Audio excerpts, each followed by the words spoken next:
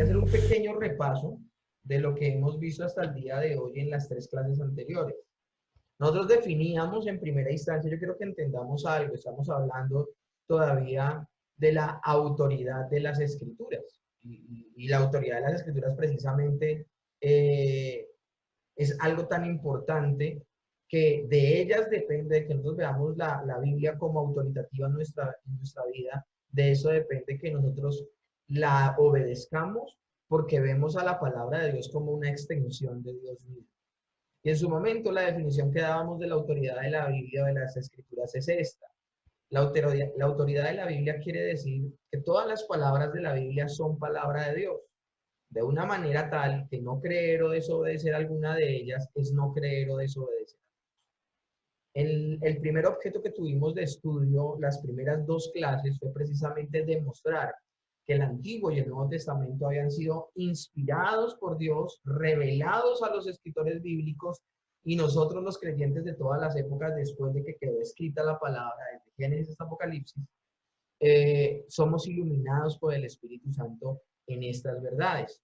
Entonces llegábamos a la conclusión de, si todas las palabras de la Biblia son palabra de Dios, entonces B, no creer o desobedecer cualquier palabra de las que están escritas en la Biblia es no creer directamente en Dios y desobedecer a Dios.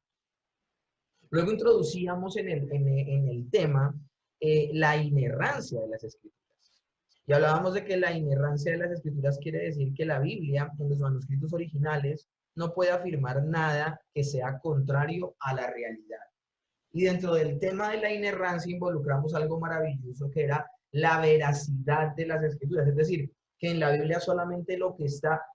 Dejábamos claro que la Biblia no habla de todos los temas, pero sí dejábamos claro que todos los temas que abordaba la escritura, todos los temas que abordaba la escritura, aquí alguien está escribiendo, perdón, ya.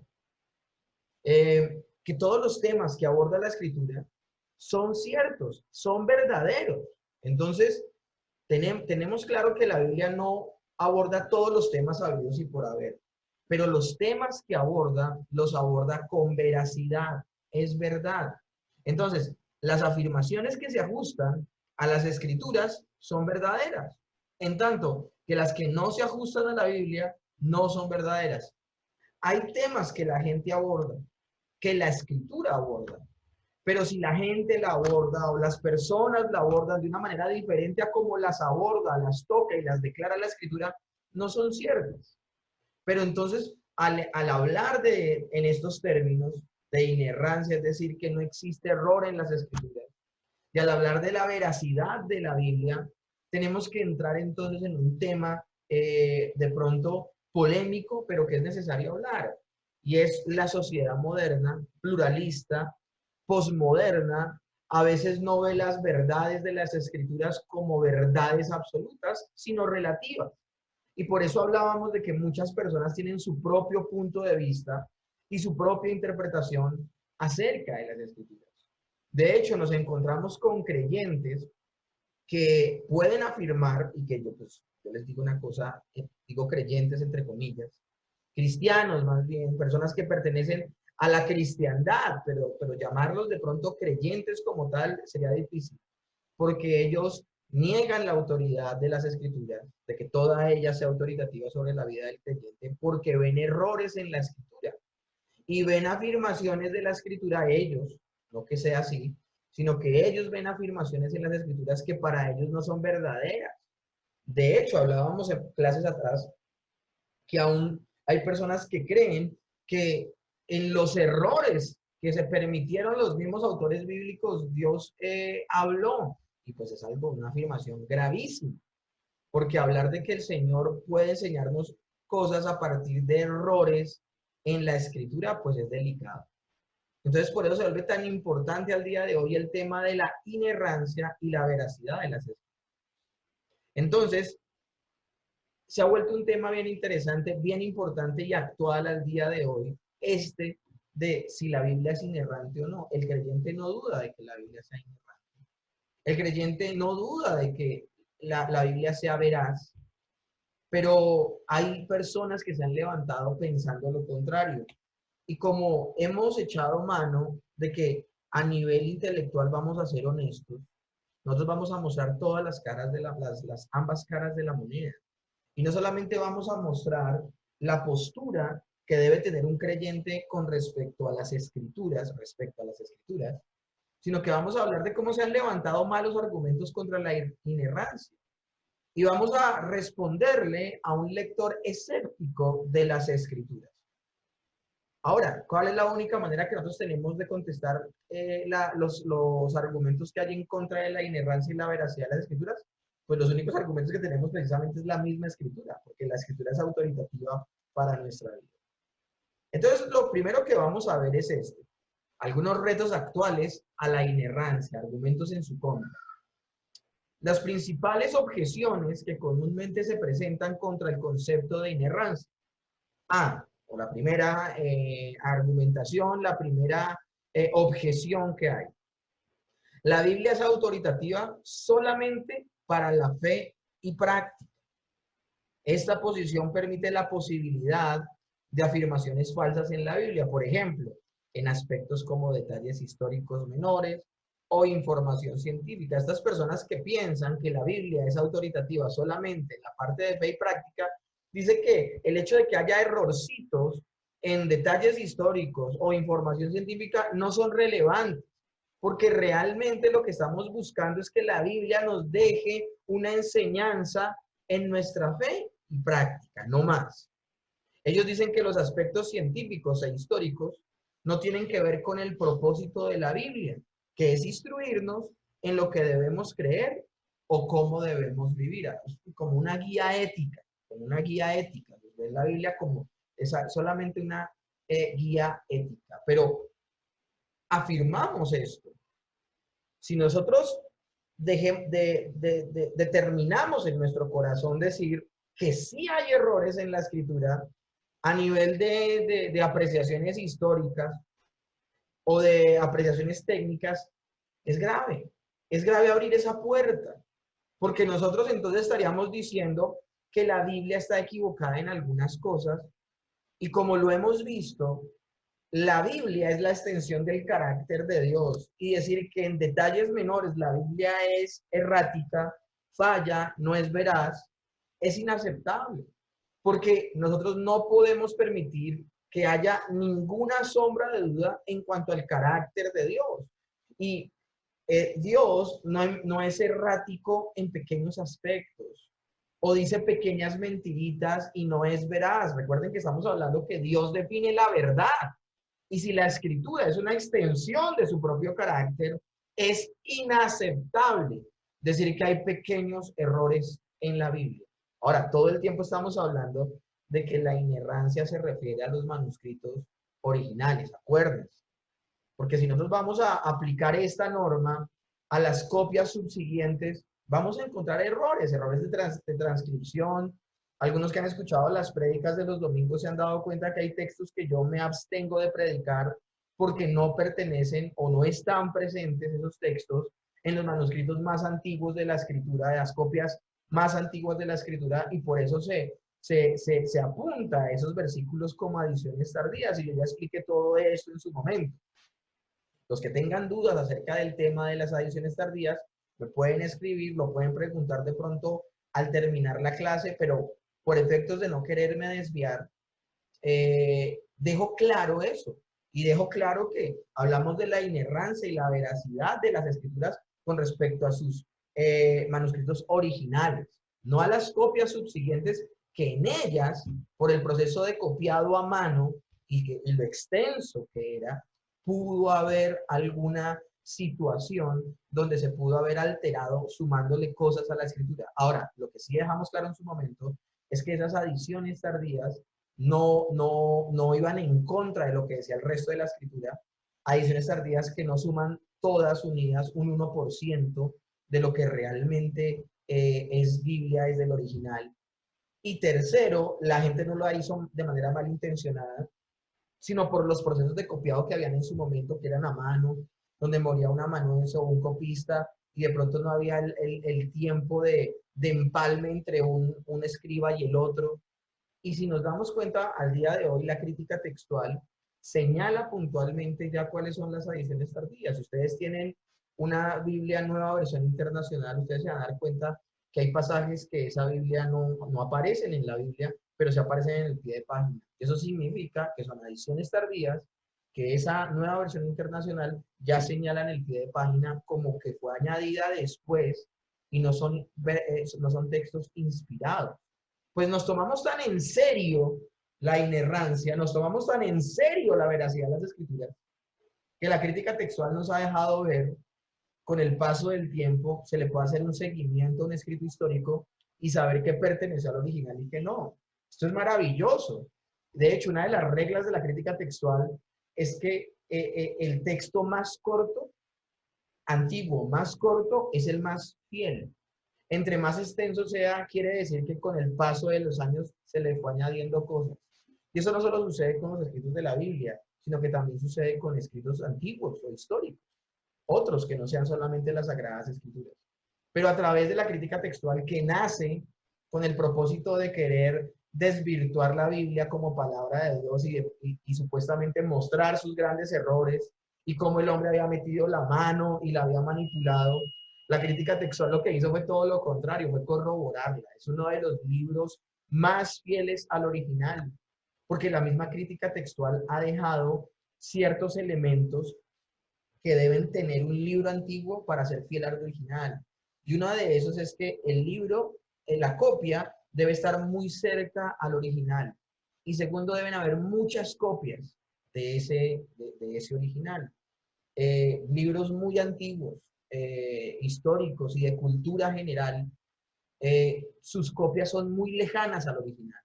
Los discursos de Platón, si no estoy mal, su primera copia dista 900 años del original. O sea, imagínense, la primera copia fue 900 años después del original. Imagínense. Y si vamos a recopilar el número de copias que hay de esos discursos, no van a ser más de 90 o 100. Cuando nosotros vamos a las escrituras, por ejemplo, al Nuevo Testamento, nos encontramos que las primeras copias del Nuevo Testamento se escriben como 90 o 100 años después, bueno, como 90 años después del original, muy cercano, muy cercano. Y cuando vamos a sumar el número de copias, son como 20.000 copias. O sea, una cosa impresionante. Tanto que la crítica textual tuvo que decir, no, pues, lo que dice la escritura es completamente ratificado por el número de copias. Hay gente que trae a esta discusión el tema de los rollos que encontraron en el Mar Muerto y dándole una interpretación incorrecta piensan que esos rollos trajeron luz sobre aspectos desconocidos de la Biblia, libros que estaban ocultos, escondidos y que hasta ese momento en 1940 y algo salieron a la luz pública. Eso es falso. Los pergaminos que se encontraron en odres de barro, tan conservados que parece hasta milagroso cómo fueron de conservados durante todo ese tiempo. Y al ver esos rollos, que son copias de los originales, me llama la atención esto tan interesante, mis hermanos. Todos son fieles a las copias que tenemos al día de hoy. De hecho, trajeron una luz maravillosa. Eran algunos hasta más cortos que los que habían y pudimos identificar a través de esos rollos muchas adiciones y esto es interesantísimo y es maravilloso. Entonces, hay una ciencia que es la crítica textual que cubre las copias que hubo de los originales. Entonces, cuando nosotros hablamos de la inerrancia y la veracidad, estamos hablando es de los originales. Y vamos a hablar que eso también se convierte en un argumento en contra. Pero nosotros no podemos aceptar que la Biblia que el Señor nos entregó contiene errores o no es veraz. No lo podemos aceptar. Por ejemplo, si decimos que un dato histórico o geográfico está equivocado porque la Biblia solo tiene el propósito de enseñarnos cosas de fe y de comportamiento, eso es inaceptable porque querrá decir que solo tiene un enfoque ético, solamente un enfoque de moldear nuestro comportamiento y aún a través de mentiras o de verdades a medias lo quiere lograr. Y eso es inaceptable, mis hermanos. ¿Qué respuesta podemos dar entonces a estas personas que afirman eso? La Biblia repetidamente afirma que toda la escritura es útil para nosotros y que toda ella es inspirada por Dios. La Biblia misma no hace ninguna restricción en cuanto al tipo de asuntos de lo que habla con veracidad. Deuteronomio 4:2 dice, no añadiréis a la palabra que yo os mando, ni disminuiréis de ella. Y Apocalipsis 22:18 al 19 dice, si alguno añadiere a estas cosas, y si alguno quitare de las palabras del libro de esta profecía, Dios quitará su parte del libro de la vida. Estos dos textos aparecen en la Escritura en dos momentos categóricamente importantes. Primero que todo, en Deuteronomio 4, si se dan cuenta, ambos textos hablan de lo mismo. Habla de no añadir ni disminuir en Deuteronomio. Y en Apocalipsis habla de no añadir y no quitar. Estamos hablando de lo mismo. Y por eso, gloria a Dios por ciencias como la crítica textual, que nos permitió en detalle ver qué cosas se añadieron en su momento, no de mala fe, un trabajo humano de copia, donde todavía no había la imprenta, y lastimosamente se pudieron añadir cosas en el trabajo al asumirlo otra persona, como se les ha dicho, otro copista. Pero me llama la atención que estos dos textos quieren blindar la Biblia para que gente inescrupulosa no aborde esto de añadirle cosas a la Biblia o quitarle cosas a la Biblia para fortalecer o debilitar los argumentos bíblicos, para fortalecer doctrinas incorrectas o para debilitar la misma fe que el Señor nos confió. Y en dos momentos interesantes sucede esto. En Deuteronomio 4:2 dice, no añadiréis a las palabras que yo os mando, ni disminuiréis de ellas. Esto sucede cuando Moisés está a punto de morir y donde se está terminando de escribir la ley de Dios. La ley de Dios son los primeros 5 libros, Génesis, Éxodo, Números, Levítico, Deuteronomio. Génesis, Éxodo, Levítico, Números, Deuteronomio. Los primeros 5 libros de la ley. Y me llama la atención que el Señor lo que quiere hacer es que la gente no crea que como Dios le habló a Moisés, le puede hablar a cualquier otra persona. No, la gente quiere, él quiere que las personas de su pueblo se tomen con tal reverencia, que Dios le habla solo a la gente que Él escoge y lo que les habla queda en la Escritura. Que miren lo que sucede en la historia. En la historia, estando ellos en el desierto, se levanta Coré, se levanta Datán y se levanta Abirán, 3 príncipes de Israel. Y se levantan en contra de Moisés. Y los argumentos de estos hombres es, solo Dios ha hablado a través de Moisés y de Aarón. Solo Dios ha hablado a través de Moisés y de Aarón. ¿Y por qué dice que de Moisés y de Aarón? Porque Dios le hablaba a Moisés. Y dice la palabra, si ustedes se acuerdan del llamado de Moisés, dice que Dios le hablaría a Moisés y Moisés le diría lo que tenía que hablar a Aarón, porque Aarón, dice la Biblia, haría las veces de profeta de Moisés y Dios haría las veces, y Moisés haría las veces de Dios para Aarón. Imagínense esta afirmación tan interesante. Los que están escuchando la clase, les voy a pedir el favor, porque eso no tenía planeado decirlo en la clase. Los que están escuchando la clase, ojalá puedan escribir y googlear lo que les estoy diciendo y busquen el texto. Y si alguien lo tiene, anótelo en el chat para que la gente lo tenga. Interesantísimo esto. Eso es el llamado de Dios a Moisés. Éxodo, capítulo, debe ser 3, 4, en adelante, el llamado de Moisés. Y quien tenga el texto, por favor, anótelo en el chat y si algo lo discutimos. Lo interesante es que por eso es que digo que se levanta Coré, Datán y Abirán diciendo, solo Dios ha hablado a través de ellos dos. Y ponen en tela de juicio la situación, al punto de que mucha más gente se une a ellos, como en la cuestión de, bueno, Dios solamente puede hablar a través de ellos. Finalmente, ¿cómo termina el cuento? El Señor termina afirmando que Dios ha escogido a Aarón como su sacerdote y ha elegido a Moisés como la persona a través de la cual él habla.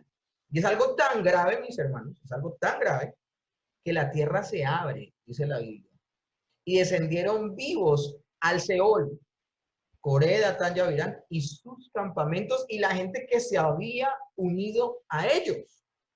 Estas personas podían haber dicho, haber tenido la pretensión de que Dios hablaba por ellos. Y una persona que pretende decir que Dios habla a través de esa persona y añade a la Biblia es gravísimo. Es a ese punto al que quiero llegar. Deuteronomio 4 es lo que dice. hasta que el Señor no escoja a alguien más para hablar, el canon queda cerrado. Y cuando el Señor elija a otra persona para hablar, Dios estipulará a esa persona que también lo deje escrito en su palabra. Y es donde aparece Moisés llamando a Josué a que sea el que tome su lugar.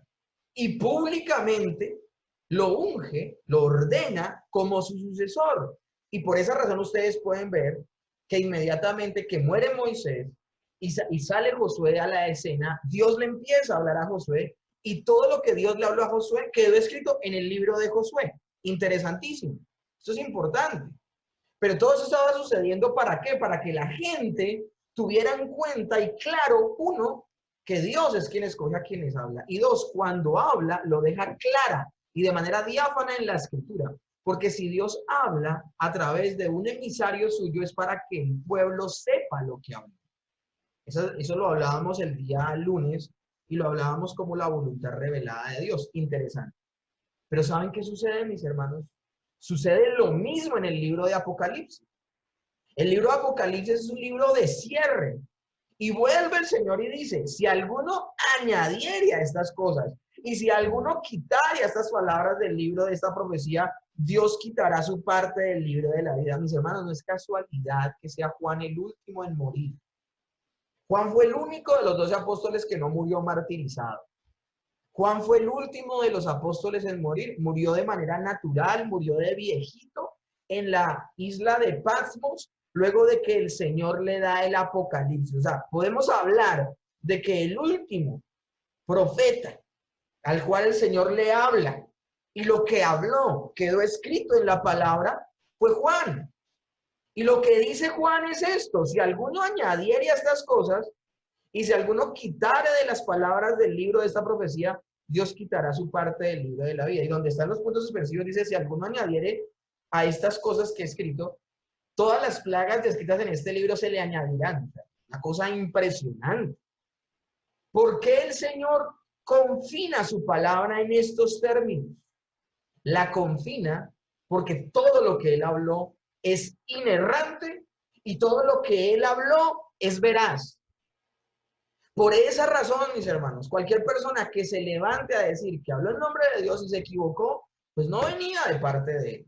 Pero tampoco ninguna persona que pretenda que Dios habló a través de Él, pero lo que le habló no quedó confinado en las Escrituras, no quiere decir que Dios habló por Él. Y les tengo noticias, el canon que nosotros tenemos es un canon cerrado. Apocalipsis nos demuestra que tenemos un canon cerrado. Y esto demuestra lo serio que el Señor se toma sus palabras. Claro que es inerrante y claro que es veraz. Todo lo que consta en la Biblia está allí porque Dios quiso que estuviese allí. Dios no dice nada sin intención. Dios no dice nada sin intención. Dice, aquí alguien ya anotó, dice Éxodo 4:12, ahora pues ve y yo estaré con tu boca y te enseñaré lo que hayas de hablar. Y él dijo al Señor, envía, te ruego por medio del que debes enviar. Entonces Jehová se enojó contra Moisés y dijo, ¿no conozco yo a tu hermano Aarón levita y que él habla bien? He aquí que él saldrá a recibirte y al verte se alegrará en su corazón. Tú hablarás a él y pondrás en su boca las palabras, y yo estaré con su boca y con la suya, yo os enseñaré lo que haya de hacer. Él hablará a ti al pueblo, él hablará por ti al pueblo. Él te será a ti en lugar de tu boca y tú le serás a él en lugar de Dios. Imagínense esto tan impresionante. ¿Por qué? Porque Aarón no tenía el nivel de comunión que tenía Moisés con Dios. Entonces, el mensaje lo recibía Moisés, pero quien llevaba el mensaje al pueblo era Aarón. Dios era el que había establecido eso. Y se levantan estos tipos a cuestionar esa situación y lo que sucede. O sea, yo la forma en que veo que el Señor castiga a las personas que pretenden hablar por Dios sin el Señor haberlos llamado a esa situación es algo gravísimo. Miren a Coré, a Datán y a Abiram, descendieron vivos al Señor. Que ojalá alguien pueda hacer la tareita mientras estamos en la clase, buscar el texto y también si algo lo leemos, para que ustedes se den cuenta que todo eso está en la Escritura. Los argumentos más fuertes de ese seminario están en la Biblia. Entonces, todo lo que consta en la Biblia está allí porque Dios quiso que estuviese allí. Dios no dice nada sin ninguna intención. Y por eso Dios tiene que tener el control absoluto de lo que queda escrito. ¿Ustedes entienden? Vuelvo a las implicaciones de lo que creemos. ¿Ustedes entienden el peligro que hay de tener un canon abierto? El peligro que hay de que las personas tengan presunción de que Dios sigue hablando como le habló a Moisés, como le habló a Isaías y como le habló a muchas personas, autores bíblicos. O sea, esa presunción al día de hoy es una completa falsedad. Y tenemos que tener cuidado. Precisamente ¿por qué? Porque que una persona presuma que habla de parte de Dios y lo que hable o no se cumpla o no quede en las escrituras o aparte a la gente de Dios, es gravísimo porque lo que está en juego es el carácter mismo de Dios. Entonces, ¿qué respuesta damos a los que dicen de manera tibia y de manera superficial? No importa que el Señor se equivoque en pequeños aspectos históricos. No, rotundamente no, no lo aceptamos. Segundo argumento en contra de la inerrancia. El término inerrancia es un término inadecuado. Dicen los que son escépticos que el término inerrancia es demasiado preciso y que el uso ordinario implica una precisión científica y absoluta que no queremos aplicar a la Biblia. Ellos dicen que la misma Biblia no usa el término inerrancia. Por lo tanto, no es un término que se deba tratar como con respeto. La misma Biblia no usa el término inerrancia. Por lo tanto, es un término inapropiado para seguir insistiendo en él. Bueno, la respuesta que le damos a esos escépticos es esta. El término no se ha utilizado para indicar precisión científica absoluta. A menudo usamos términos que no son bíblicos para resumir enseñanzas bíblicas, porque ellos dicen inerrancia no aparece en ningún lado de la Biblia. Bueno, si es así, si vamos a desechar la inerrancia solo por el hecho de que no aparece técnicamente la palabra inerrancia en la escritura, pues recordemos que a menudo usamos términos que no son bíblicos para resumir una enseñanza bíblica. Términos bíblicos son los que aparecen de manera literal en la Biblia. Vuelvo y repito, y esto se los había hablado a ustedes la primera clase que tuvimos. Términos bíblicos son los que aparecen de manera literal en la Biblia. Ahora, cuando hablamos de términos teológicos, son términos que no aparecen de manera literal en las escrituras, pero que son muy útiles porque nos permiten resumir en una palabra o en un concepto un fenómeno bíblico verdadero que sí aparece en las escrituras. No se ha propuesto ninguna otra palabra que diga, por ejemplo, tan claramente lo que queremos afirmar cuando queremos hablar de la total veracidad en el lenguaje de las escrituras como la inerrancia. Y esto no debería ser una sorpresa para nosotros. Y no debería ser una mala, una mala manera de derrumbar este argumento. ¿Por qué? Porque yo les explicaba en su momento, la palabra Trinidad no aparece en la Biblia. En ningún lado la palabra Trinidad aparece en la Biblia. Pero la palabra Trinidad nos enseña un fenómeno que sí aparece en las Escrituras, que es que Dios ha existido eternamente en tres personas, que cada una de esas personas es completamente Dios y que hay un solo Dios. El fenómeno de tres personas y un solo Dios verdadero aparece en las Escrituras. Entonces los teólogos se vieron abocados a usar un término. ¿Cuál fue? Trinidad. Habla de una verdad que aparece en las Escrituras, pero el término como tal no aparece en las Escrituras. Entonces, a eso se refiere un término teológico. Hay términos teológicos y hay términos bíblicos. Entonces, es importante que lo tengamos en cuenta. Es importante que lo tengamos en cuenta. El texto del que les hablo de Corea Tania Virán, números 16 al 24. Interesante, para que lo puedan leer después. En la iglesia hoy parece que no podemos sostener entonces un debate sobre este tema sin usar este término. La gente puede objetar el uso de ese término si lo desean, pero les guste o no, este es un término en torno al cual el debate ha girado y casi ciertamente continuará así por las próximas décadas, porque hay gente que sigue insistiendo en que la Biblia no es inerrante y hay otros que sostenemos que sí lo es. Tercer argumento, no tenemos manuscritos inerrantes, por consiguiente, hablar de una Biblia inerrante es equivocado. ¿Cómo así? No tenemos manuscritos inerrantes porque es que esta doctrina de la inerrancia de las escrituras solo aplica a los manuscritos ¿qué? Originales. Recuerden la definición. Inerrancia de la Biblia quiere decir que la Biblia en sus manuscritos originales no puede afirmar nada que sea contrario a la realidad. Entonces, estas personas que tienen este argumento dicen, si los manuscritos originales no han sobrevivido con el paso del tiempo, eran orgánicos, se pudrieron, se descompusieron, se dañaron, se envejecieron, ¿de qué sirve entonces dar tanta importancia a una doctrina que se aplica únicamente a manuscritos que nadie tiene? ¿Qué sentido tendría? Bueno, la respuesta es esta. Para más del 99% de las palabras de la Biblia, sabemos lo que decían los manuscritos originales. Si nosotros nos tomáramos tan en serio la inerrancia, eso no nos llevaría a más de 2000 años de estar trabajando en pos de encontrar copias, de corroborarlas, de compararlas, de fecharlas, en qué tiempo hubo de la fecha en que fue escrito al tiempo en que se hizo la copia. No hubiese este sumo cuidado. Muchos de los versículos en donde hay variantes textuales ya los podemos detectar precisamente por el sumo cuidado que hemos tenido. Vuelvo y le repito, para más del 99% de las palabras de la Biblia sabemos lo que decían los manuscritos originales gracias a la crítica textual. Entonces es importantísimo, mis hermanos. Variantes textuales fue lo que les acabé de explicar.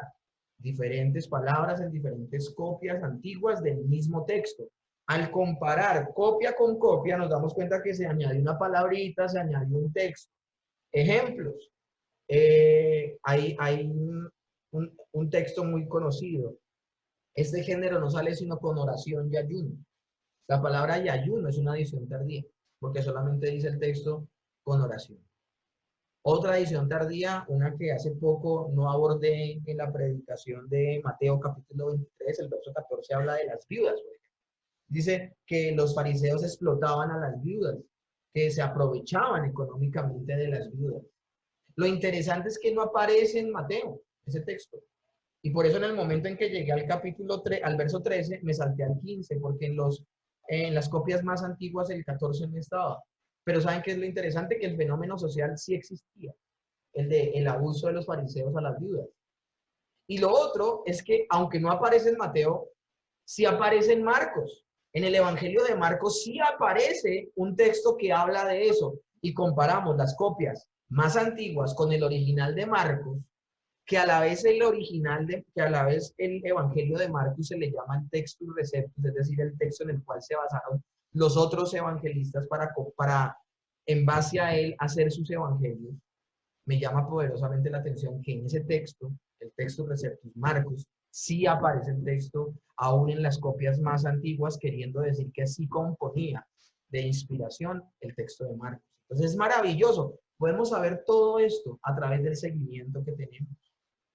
Los textos presentes, publicados con erudición del Antiguo Testamento hebreo y Nuevo Testamento griego, son los mismos manuscritos de los originales. Eso no tenemos la menor duda, mis hermanos. O sea, hasta científicamente se puede comprobar esto. Vuelvo y le repito hasta la saciedad, la crítica textual que nace para desvirtuar la seriedad con la que fue escrito el texto sagrado, lo que tuvo que hacer esta ciencia fue corroborar que el texto que tenemos al día de hoy es completamente confiable. El libro más, escúchenme bien, más copiado desde su origen hasta el día de hoy, más fiel al original. Un 99% de las palabras de la Biblia sabemos lo que decían los manuscritos originales. Y tú dirás, y ese 1%, bueno, son las adiciones tardías.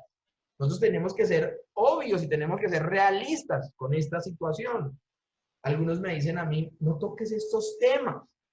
Ese tema no se toca. O sea, hay gente que piensa de esa manera. Temas muy complejos. Y la gente con su fe sencilla no necesita complicarse la vida, que venga el profesor de teología y le diga que hay textos y variantes textuales entre un copista y otro, y eso es complicarle la vida. A mí me parece que no. A mí me parece que no es complicarle la vida, a mí me parece que es hablarles de manera honesta. A mí me parece que es hablarles a ustedes lo que es verdad. ¿Cuál ha sido uno de los grandes argumentos de los enemigos de la Biblia? Que a la Biblia se le han añadido y se le han quitado. La crítica textual nos permite señalar puntualmente el fenómeno de adición, porque es que casi nunca se ve un fenómeno de quitar. Ahora, si hay personas que le han quitado a la Biblia y que han hecho sus propias versiones de la Biblia, por ejemplo, los testigos de Jehová hicieron su propia versión y quitaron las palabras donde hablaban de que Jesús es Dios y lo llamaron un Dios, porque ellos no creen que Jesús es Dios, ellos creen que Él es un semidios.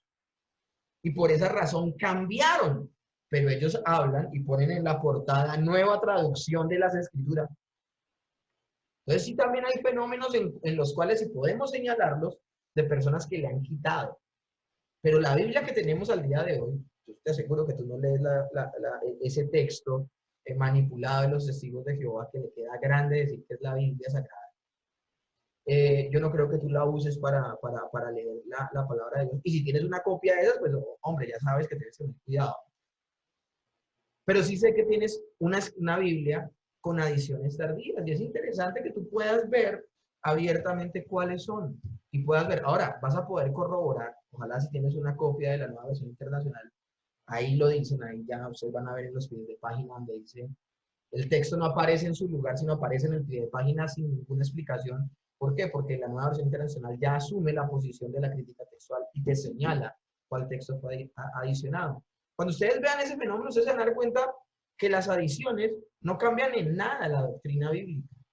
¿En qué cambia el fenómeno de las viudas en el verso 14 en lo que viene hablando el Señor? En nada, pero tenemos tan serio y creemos, en mi caso, creo tanto en la inerrancia de las Escrituras y en la veracidad de las Escrituras, que no voy a leer en Mateo capítulo 23, del verso 13 al 15, no voy a leer el 14 porque eso no se escribió en su momento. Y así sea un fenómeno cierto, y así aparezca en otro lugar de las Escrituras, no lo voy a leer, porque no es inspirado, porque no lo escribió el Señor. Y aunque con la mejor intención lo escribieron, y vuelvo y repito, era un fenómeno social que sí se veía en ese momento, no lo voy a hacer porque me tomo de manera tan seria el estudio bíblico. Entonces, los textos presentes publicados con erudición del Antiguo Testamento hebreo y del Nuevo Testamento griego son los mismos que los manuscritos originales. De hecho, si se llegase a destruir la copia original de la Constitución de los Estados Unidos, ¿se podría de alguna manera averiguar lo que decía la Constitución? ¡Claro! ¿Por qué razón? Porque ha sido un texto que ha afectado y permeado tanto a la sociedad estadounidense que van a haber muchas pruebas de otros escritos que puedan, en todo su cúmulo, volver a reescribir la Constitución. Eso fue lo que sucedió con las Escrituras.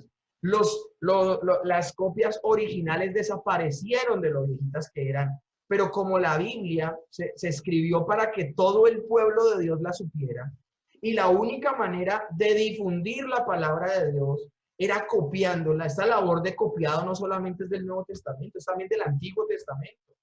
¿Cómo la gente hizo para leer Isaías? ¿Solo había el original que escribió Isaías? No, tuvo que haber una serie de copias y que empezaran a circular en todo el pueblo de Dios. Dios es el principal interesado, escúchenme bien, de preservar la Escritura, que es una de las maravillosas enseñanzas de la palabra de Dios, que el mismo Dios del cual salió su palabra, del mismo Dios que reveló su palabra, el mismo Dios tiene el poder de difundirla y de preservarla.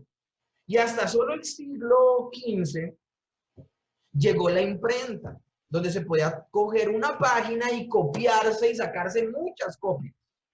Hasta ese siglo XV, antes de Gutenberg, la gente tuvo que con la mano, a puño y letra, copiar un trabajo que fue en el Antiguo y en el Nuevo Testamento.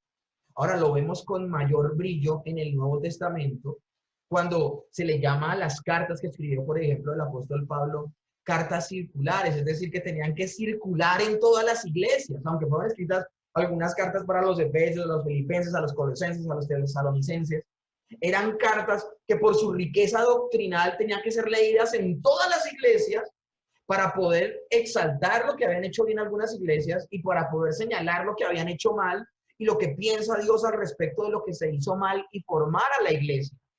Tanta relevancia tienen las cartas del apóstol Pablo y de todo el Nuevo Testamento, que todo el Nuevo Testamento empezó a circular entre todos los creyentes, y la única manera de que circulara entre todos los creyentes es que dicen muchas copias. Por eso es que se encuentran tantas copias del Nuevo Testamento, mis hermanos, por el cumplimiento a la gran comisión. De hecho, encontramos, escúchenme bien esto, encontramos a un etíope, eunuco, funcionario de la reina de Candace, con una copia del libro de Isaías, que leía y no entendía. Y él iba para Etiopía con esa copia. Esas son las copias. Esa copia no fue el original de Isaías, pero esa copia fue copiada con un temor de Dios. Y yo les hablo del proceso que hubo en los amanuenses o los copistas, es algo impresionante. Algunos de ellos llegaban al nombre de Dios y solo anotaban el nombre de Dios, botaban la pluma y usaban una nueva. Se iban a bañar y se cambiaban y ese día no escribían nada más hasta el otro día. Porque así en serio se tomaban el trabajo de copiado. No fueron personas nada que ver. Fueron personas con un profundo temor de Dios. Y ahora, si a esto le sumamos el proceso, como preguntaba una hermana hace 8 días de traducción, yo a ella le contaba que es imposible poder al 100% traducir del hebreo al español todo, porque muchas cosas se pierden en la traducción.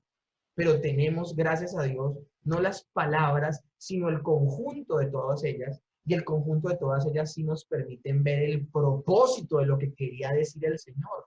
Entonces tenemos una Biblia confiable, mis hermanos. Ahora, yo no les podría dar a ustedes todas estas clases de explicaciones si no creyera en la inerrancia. Si fuera tan liviano de decirle, sí, en algunas cosas se equivocó, sí, en algunos detallitos que aparecen en ella, hay cosas que no nada que ver, pero eso no importa. Yo soy sincero a ustedes, si yo les hablo en esos términos a ustedes de la Escritura, ustedes van a ver la Escritura como la palabra de Dios autoritativa para sus vidas. No quedaría como vulnerada la misma situación de que nosotros debemos obedecerla plena y absolutamente, porque es precisamente inerrante y veraz. No se vería afectado el mismo carácter de Dios.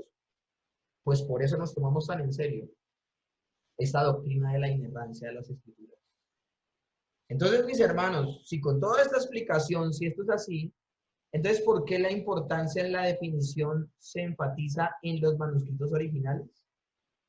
Porque sí tenemos errores en las copias como las tenemos al día de hoy. Y son errores de hombre que, vuelvo y les repito, por la situación en la que fueron copiados. Ahora, si hubiese existido un error en los originales, no sería un error solo del hombre, sino de Dios, lo cual es imposible. Yo quiero que ustedes comparen eso. Si hay un error en el copiado y los copistas, escúchenme bien, son muy diferentes a los autores bíblicos, porque los autores bíblicos, por inspiración divina, recibieron la revelación y escribieron la voluntad revelada de Dios. Los copistas sencillamente están haciendo un trabajo mecánico, que se lo tomaron obviamente con toda la seriedad, con un corazón de temor de Dios, pero es una labor mecánica. Y eso puede tener lugar a los errores. Lo que no sucedió con los originales. Y por eso es que nosotros hacemos la aclaración que la inerrancia y la veracidad es en los manuscritos originales, donde Dios sale su palabra de su boca, se la confía a los autores bíblicos, y los autores bíblicos en ningún lugar escribieron algo que contuviera error o mentira. Otro argumento de los que están en contra de la inerrancia: los escritores bíblicos acomodaron sus mensajes en detalles menores a las ideas falsas y corrientes de su día, y afirmaron o enseñaron ideas de una manera incidental.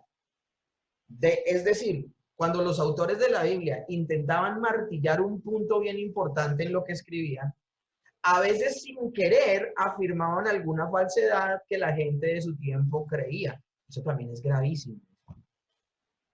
Esto también es gravísimo. Básicamente, esta objeción afirma que los autores bíblicos tenían preconcepciones falsas y así hablaron y así escribieron. Hombre, ¿por qué este argumento es tan delicado? Porque se está diciendo que ellos, los autores bíblicos, en sus paradigmas incorrectos, escribieron cosas incorrectas en la Biblia. ¿No se estaría ahí de pronto en el proceso entonces apartando al escritor bíblico de la influencia de Dios? Dios es el Señor del lenguaje humano y puede usar lenguaje humano para comunicarse perfectamente sin tener que afirmar ninguna idea falsa que pudiese haberse sostenido en ese momento en los contemporáneos de los autores bíblicos.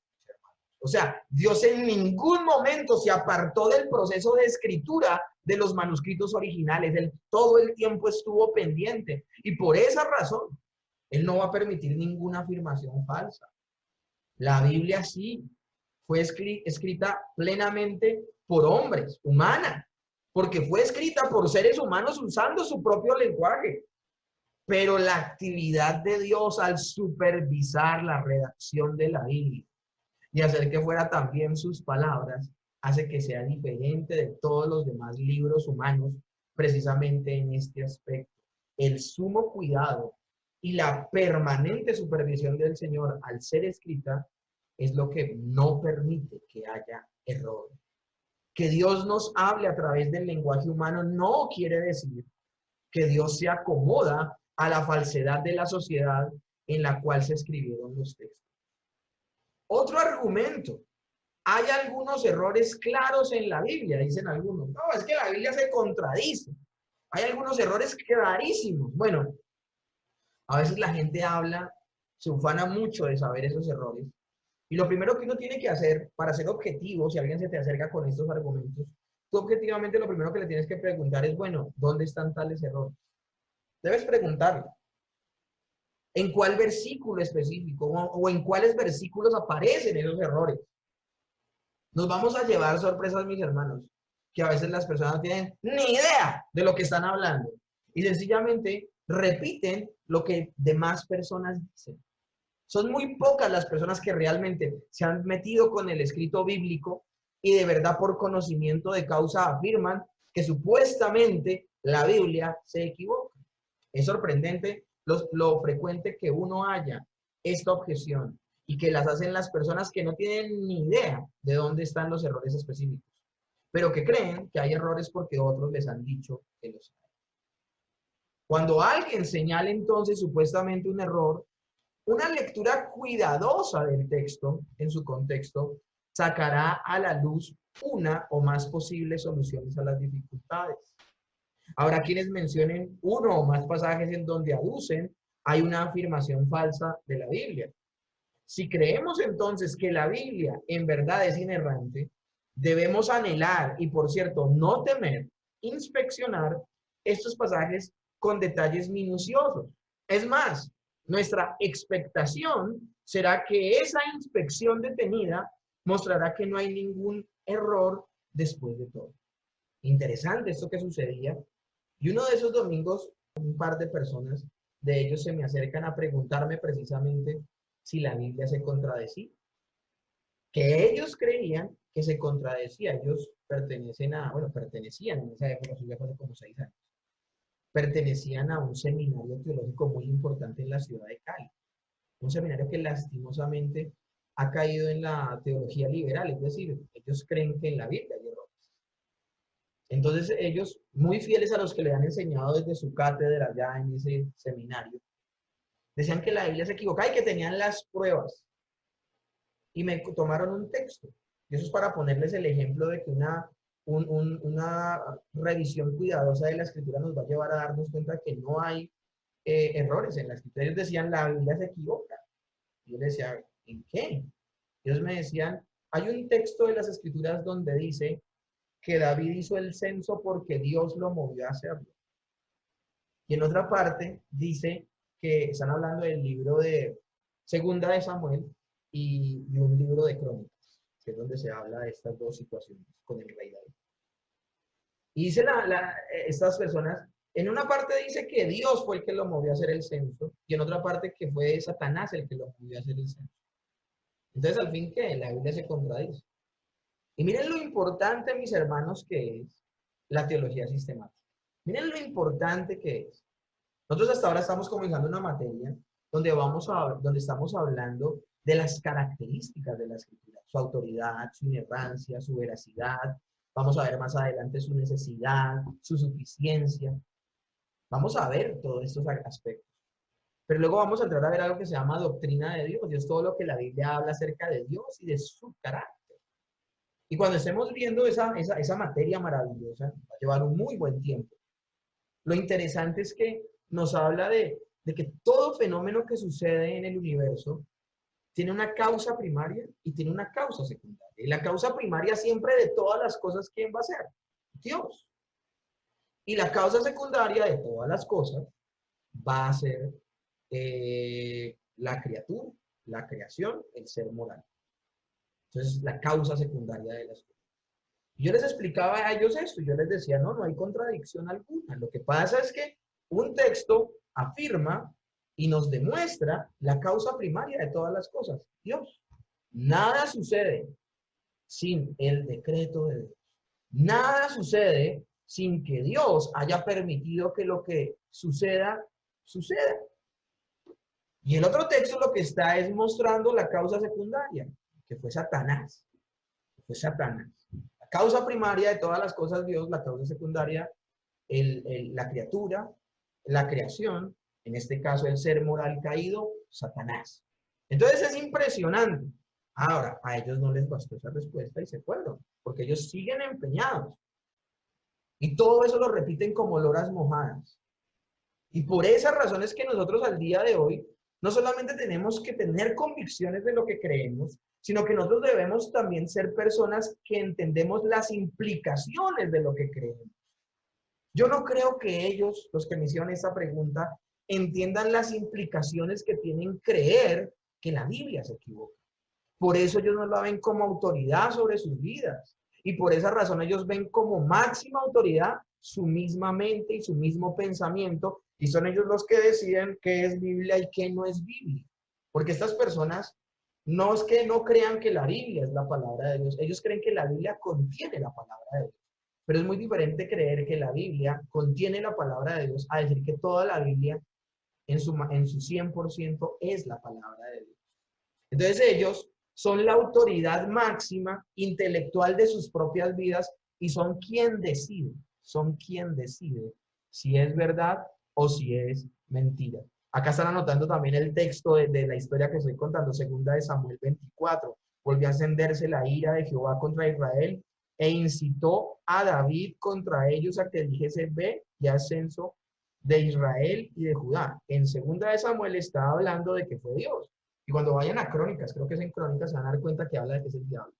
Pues obviamente está hablando, miren lo importante de conocer todas estas doctrinas, mis hermanos. Lo importante de conocer que todo evento que sucede en el universo tiene una causa primaria y tiene una causa secundaria. Esto es interesante. Y alguien dirá, ¿cómo así? Esto es imposible. ¿Imposible? ¿Quién fue el que trajo todas esas plagas sobre Job? ¿No fue Satanás? ¿Y quién autorizó a Satanás a hacerlo? ¿No fue Dios? Pues usemos la misma idea con lo del censo de David. Si Satanás incitó a David, fue con permiso de Dios. Y un texto lo que está haciendo es aclarar la causa primaria y otro texto está aclarando la causa secundaria. Mis hermanos, a veces no nos tomamos nosotros todo el tiempo para discernir todas estas cosas, porque a veces ha hecho mella en nuestra mente y en nuestro corazón todas estas ideillas, todos estos argumentos, porque nos tomamos toda una clase para hablar de los argumentos en contra de la inerrancia, porque algunos de esos argumentos los puede tener algún estudiante aquí en clase.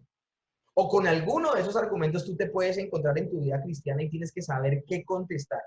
No porque tu maestro te lo hizo copiar al carbón en tu cabeza, sino porque entiendes las implicaciones de creer que la Biblia que tienes en tu mano no es verdadera en todos los aspectos. Tarde o temprano te pasará factura. Tarde o temprano te pasará, te cobrará impuesto. El creer que la Biblia que tienes en tu mano no es completamente inerrante y completamente veraz. Porque eso se te meterá en el corazón como un argumento para no sujetarte completamente a la escritura. Mientras que si la ves completamente inerrante, sin ningún error y sin ninguna falla, entonces y solo entonces te sujetarás completamente a la escritura y la palabra será tu autoridad máxima. Y no serás tú juzgando la escritura, sino será la escritura, la palabra de Dios, el carácter extendido de Dios en su palabra, tu autoridad sobre tu vida. Esto es importantísimo que lo tengamos en cuenta. Algunos pasajes necesitarán estudiarse con ayuda, mis hermanos, leer un comentario, tener la ayuda de comentaristas o de predicadores eruditos que conocen las costumbres de las épocas. Y aun cuando no podamos resolver un problema en particular, debemos reconocer que hay muchos eruditos bíblicos evangélicos hoy que dicen que al presente no tienen conocimiento de ningún texto con problema para el cual no haya una solución satisfactoria. Porque las mismas preguntas se han realizado durante 2000 años, mis hermanos. Las mismas preguntas las tuve yo hace solo 6 años atrás, mis hermanos. Las mismas preguntas. Yo era el que preguntaba y preguntaba y preguntaba al final de la clase, como muchos los hacen al día de hoy. Y me empecé a dar cuenta, me empecé a preparar, empecé a estudiar, empecé a tener una visión más amplia de todo lo que dicen las escrituras. Por eso es importante que ustedes vean la teología sistemática como un todo, porque la teología sistemática a ustedes les va a brindar un camino seguro para interpretar correctamente las escrituras. Que ustedes lean un texto y ustedes digan, hombre, esto lo aprendí en doctrina de Dios, entonces este texto quiere decir eso. Ah, esto lo aprendí en doctrina del hombre, entonces esto que está predicando fulano de tal no es cierto, porque la escritura dice esto, aquello y lo otro. Aquí, guárdenos el Señor de decir, es que esto es lo que se piensa porque yo lo digo. Siempre hemos recorrido a la escritura y en su contexto. Tan abiertamente que hasta les digo que busquen los textos, y ustedes los encuentran y los anotan en el chat. Así de transparente estamos siendo y así los argumentos del seminario siempre serán bíblicos. Entonces, durante los pasados 50 años o algo así de controversia sobre la inerrancia bíblica, ningún pasaje no resuelto ha sido llevado a su atención. En realidad no hay ningún problema nuevo en la Biblia. La Biblia en su totalidad tiene más de 1900 años y los supuestos textos problema han estado allí todo el tiempo. Sin embargo, en toda la historia de la Iglesia ha habido una firme creencia en la inerrancia de las Escrituras en el sentido en que lo hemos definido el día de hoy y siempre se ha dado respuesta a cada una de las personas que ha dicho que encontró o algo no veraz o algo que hay error y siempre ha habido una respuesta aún desde las mismas Escrituras. Porque una de las grandes verdades de la Escritura es que la Escritura se explica a sí misma, es decir, textos de la misma escritura explican otros textos. Hay una máxima en la hermenéutica y es que los textos más sencillos explican los textos más complejos. Se puede hablar de esta manera teológicamente hablando. Los textos más oscuros son explicados por los textos más claros. Entonces esto es maravilloso. Pero tenemos entonces que abordar un tercer punto y es problemas al negar la inerrancia. Los problemas al negar la inerrancia son significativos. Esta es una razón más para declarar, afirmar su importancia al interior de la iglesia y aún batallar enérgicamente por la fe al defender estos aspectos como la inerrancia y la veracidad. Los problemas que surgen al negar la inerrancia bíblica no son insignificantes como algunos dicen. Y entender la magnitud de estos problemas nos dan estímulo adicional, no solo para declarar la inerrancia, sino también para declarar su importancia para la iglesia. Primero, si negamos la inerrancia, nos vemos frente a un serio problema moral que ya se los mencioné. Podemos imitar a Dios intencionalmente si él mintió, perdón, si él mintió intencionalmente en cuestiones pequeñas? ¿Podemos entonces nosotros imitarle si el Señor fue laxo y permitió que los autores bíblicos mintieran en detalles menores? Si él fue así de permisivo y no está mal, entonces qué mal estaría en imitar a Dios en esa intención de mentir en cuestiones pequeñas. Pues mis hermanos, eso es completamente una herejía. La Biblia no puede tener error y no puede ser mentirosa porque vuelvo y le repito hasta la saciedad. La Biblia es la extensión del carácter de Dios, es Dios mismo, su palabra hace parte de Dios. Y si su palabra es mentirosa, eso haría mentiroso a Dios. Por esa razón, en el imaginario de las personas que creen que en la Biblia hay mentiras o hay errores, en el mismo inventario de su corazón, esas personas están tergiversando el carácter de Dios. Y eso es completamente contrario a lo que dice Efesios 5, verso 1. Sed pues imitadores de Dios como hijos amados. ¿Imitadores en qué? En que Él es la verdad y por eso nosotros tenemos que ser veraces. Y en Él no hay error y por eso no podemos permitir ver la Biblia como un escrito con errores. Negar entonces la inerrancia y a la vez afirmar la inspiración divina de la Biblia implica que Dios intencionalmente nos habló falsedades. Así sean algunas afirmaciones que son menos centrales en la Biblia. Pero acuérdense que en Dios no hay cosa grande ni pequeña cuando se habla de pecado. Pecado es pecado y estaría muy mal. Y si es correcto que Dios haga eso, de meter mentirillas pequeñas en la escritura, ¿por qué va a ser entonces malo para nosotros decir mentirillas pequeñas? ¿Están entendiendo las implicaciones? Son graves las implicaciones. Ve, si se niega la inerrancia, empezamos a preguntarnos si podemos de verdad confiar en Dios en lo que dice.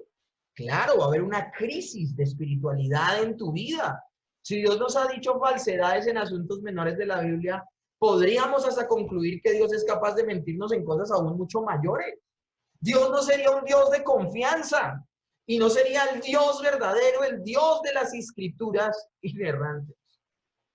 Afectaría entonces nuestra capacidad de creer en Dios en cuanto a su palabra y confiar en Él completa y absolutamente, en obedecerle de manera plena en cuanto al resto de la Biblia. O sea, trae muchos problemas esto.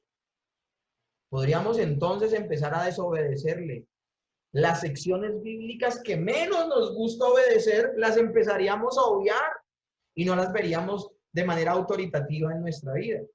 Entonces los resultados negativos para nuestra vida son terribles.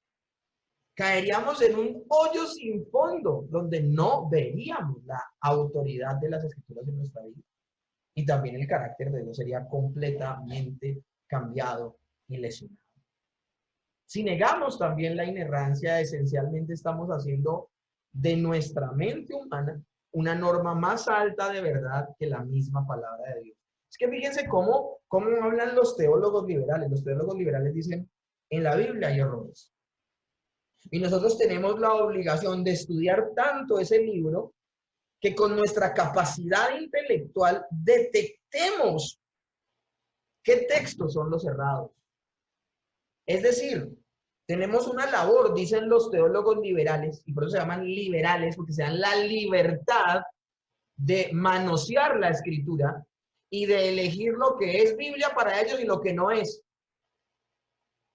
Entonces nuestra mente pondría en tela de juicio algunas secciones de la palabra de Dios y dictaminarían que son erradas.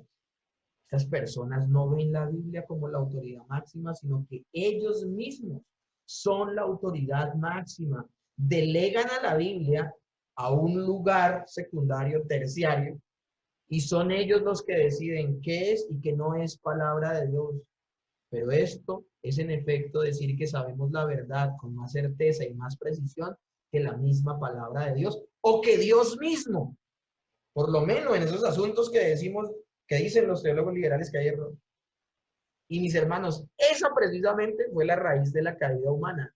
Adán y Eva pretendieron saber más que Dios. Yo les pregunto, mis hermanos, ¿quién tiene la razón? ¿La serpiente o Dios?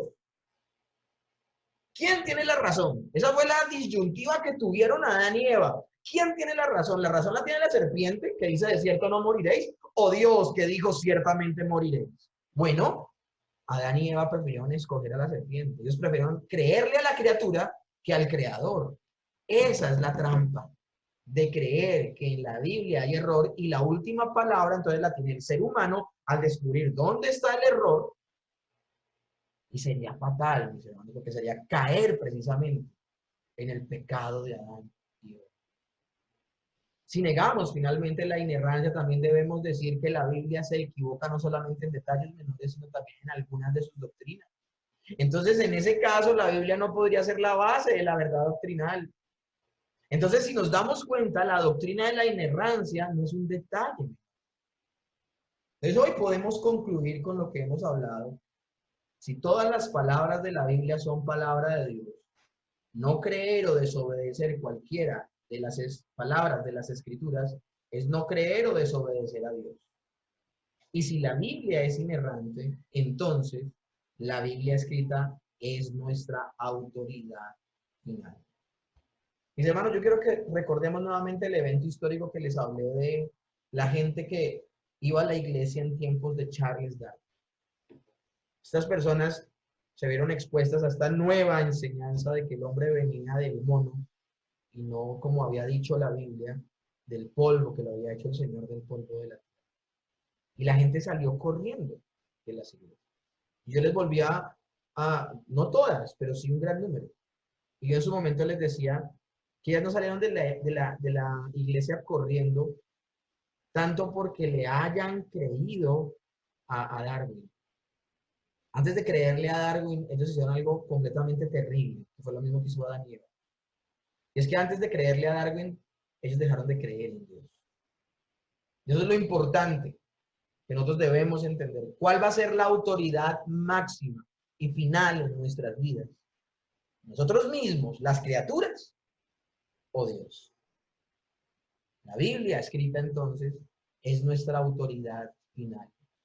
La Biblia para el cristiano son los lentes con que determinamos lo verdadero o lo falso.